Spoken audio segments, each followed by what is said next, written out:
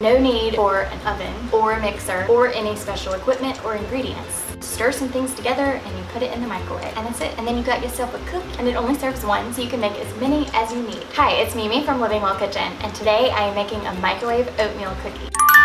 Stir together your oats. You want to use quick oats, not steel cut oats. And then you're going to add together the flour, brown sugar, baking powder, and cinnamon if you're using cinnamon. Stir it all together. Try to break up any lumps. It's not the biggest deal if things aren't perfectly incorporated. Okay, I think that should be good. Add the applesauce. If you realize that it's a little too dry, depending on the flour that you use, you can always add a little bit more applesauce. And then add a vanilla extract. And then you're gonna add mini chocolate chips. So every bite has a chocolate chip. You could also do raisins, and you can also leave it out completely. Stir it up together. And then set this aside for a second. You can use a bowl or a plate. I don't want it to get stuck, so I'm gonna rub it with a little bit of avocado oil. You wanna use a neutral flavored oil. So this would not be a time to use olive oil. And just rub your plate with it. That was actually too much oil. It was really good and oily.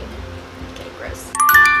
This cookie's not sticking. Then shape your cookie onto the plate. You want to make this not in just one big blob. And then we are going to put it in the microwave. So I'm going to take you into the microwave. We're over here at the microwave. Microwave the cookie and enjoy.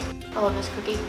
I forgot to tell you this. If you want to get real fancy, you can sprinkle a little sea salt on top of your cookie, either before or after you bake it. Oh, that's a lot. Just a little bit though. Not as much as I did. And then you get like salty sweet.